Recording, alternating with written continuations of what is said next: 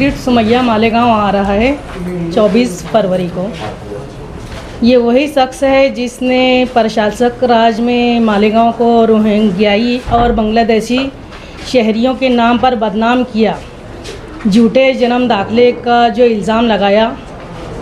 अगर किरीट सुमैया मालेगांव कॉरपोरेशन में आता है और सियासी दबाव का इस्तेमाल करेगा तो हम बहैसियत एक मेयर और कॉरपोरेटर्स चप्पल पहनकर गांधी जी का डंडा और देश का झंडा लेकर ज़बरदस्त मुखालफत की जाएगी। आज की इस प्रेस में तमाम ही उर्दू पत्रकार, मराठी पत्रकार का मैं तहे दिल से इस्तकबाल करती हूँ।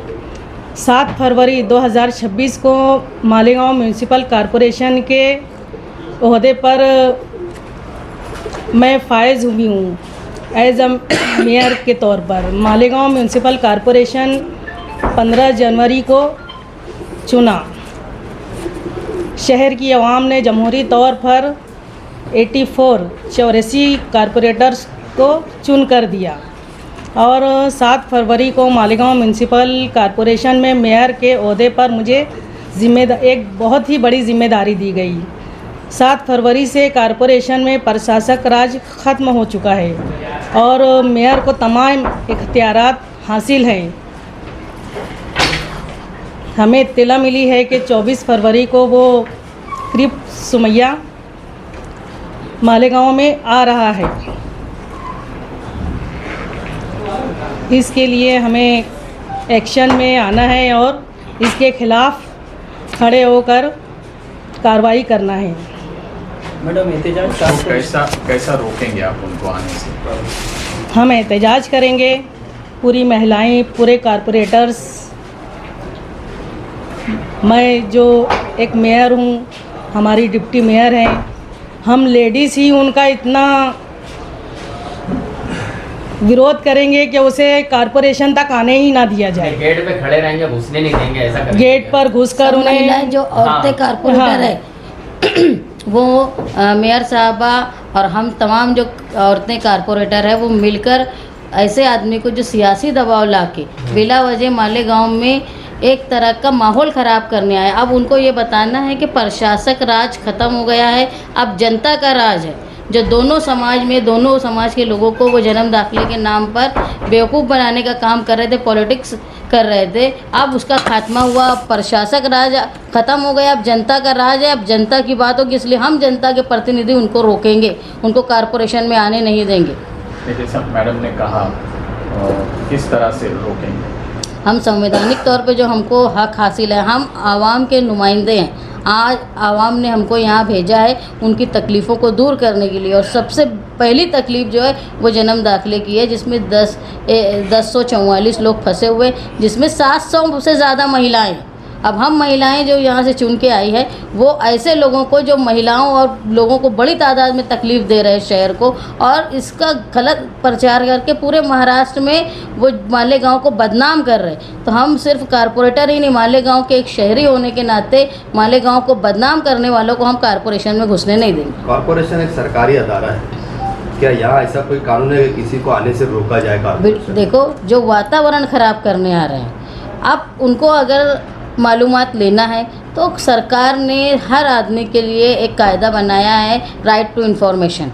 उन्होंने राइट टू इन्फॉर्मेशन का लेटर देना और वो मालूमात हासिल करना। कॉरपोरेशन में आकर हमको अगर कोई मालूमात लेना है, आपको कोई लेना है, तो आप काहे से लेते? जो सबको अधिकार है वो किरीट सुमैया को अधिकार, उसको स्पेशल ट्रीटमेंट अब नहीं मिलेगा। यहाँ आवाम का राज है, जो नियम हमारे महाराष्ट्र शासन ने बनाए उस नियम से उनको मालूमात लेनी पड़ेगी। महापौर मैडम ने पीछे सूट कालीन बिछाए गए थे प्रशासक ने उनके लिए, अब वो लपेट के रख दिया जाए, ऐसा बोल सकते हैं आप?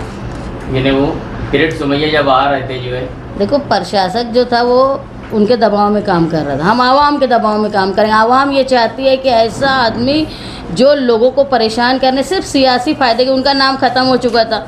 सस्ती पब्लिसिटी के लिए उन्होंने मालेगांव को टारगेट किया।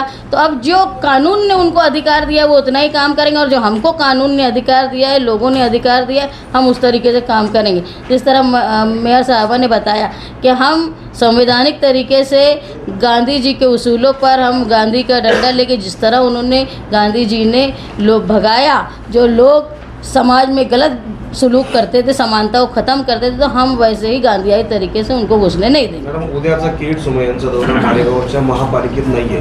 त्यांचा अप्पर जिल्हाधिकारी आणि दोघं DYSP अधीक्षक पोलीस अधीक्षक यांच्या कार्यालयात आहे आणि महापालिकेचे अधिकारी देखील तिथे उपस्थित आहेत. मग महापौर आणि उपमहापौर म्हणून आपण काय त्याच्यावरती खबरदारी घ्या? देखो, हमको तो मालूम नहीं कि उनका क्या तरीका आने का है, लेकिन वो जब जब मालेगांव आए वो कारपोरेशन में आए। अगर आप बता रहे कि वो नहीं आ रहे तो इसका मतलब यह है कि हमारे जो आवामी नुमाइंदों का डर है वो उनके दिल में भी है, इसीलिए वो हिम्मत नहीं कर रहे यहाँ आने। लेकिन अगर वो हिम्मत करेंगे तो हम उनको आने नहीं देंगे। अगर वो कारपोरेशन में आएंगे तो मैडम ने कहा कि चप्पल पहनकर, वो क्या आप क्या कहेंगे?